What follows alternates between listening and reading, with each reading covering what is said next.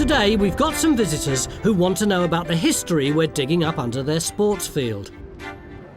Knowing our medieval hospital wasn't just for the sick but was also a place where travellers could stay, we've arranged for a couple of 13th century pilgrims to stop off here on their travels.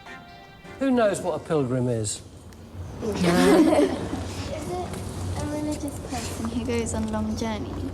Oh, isn't it where they forgive their sins? They go to travel places to forgive their sins. Correct. They do. And the harder the journey is, the more sins you can actually have removed from your soul. Pilgrims coming through Portsmouth were most likely en route to visit shrines at Winchester and Chichester in England or other popular destinations like Santiago in Spain. Stephen, why are you here at the hospital?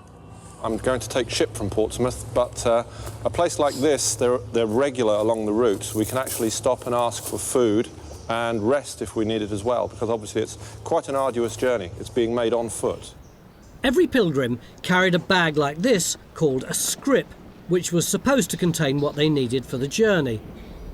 Humble everyday items like a wooden bowl for food and drink, a knife, and a sewing kit to repair clothes. Can you imagine I've got loads and loads and loads of food in there? I'm not going to carry much, am I? So that's why places like this are so important. People were supposed to have a holy duty to actually feed us, particularly religious institutions such as this. Carol, when the pilgrims arrived here, they'd have stayed in this room, wouldn't they? We don't know. They may have had a separate wing where travellers and people who wanted short-term hospitality stayed. This is what makes the excavation so exciting. And we seem to be making good progress. Here in Trench 1, Phil's uncovered more stone walls.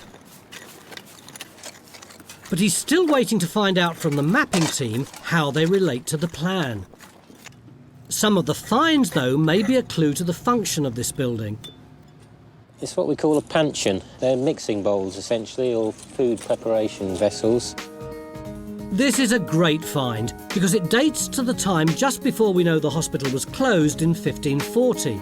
But it doesn't help date the stone walls in this trench because the soil's all been mixed up and we're getting other finds like this. Some thick glass there, isn't it? This was once part of a massive wine bottle which dates to the 18th century.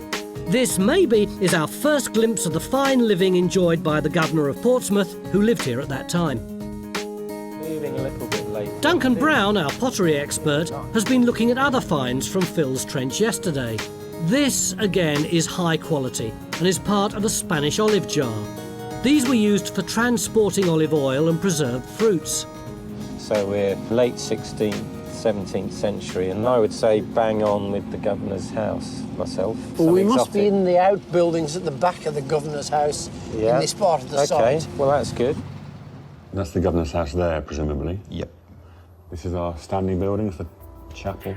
It's a tricky site, because although the governor's house started out as a Tudor mansion, it was modified and updated many times over the years, until it was finally demolished in 1825.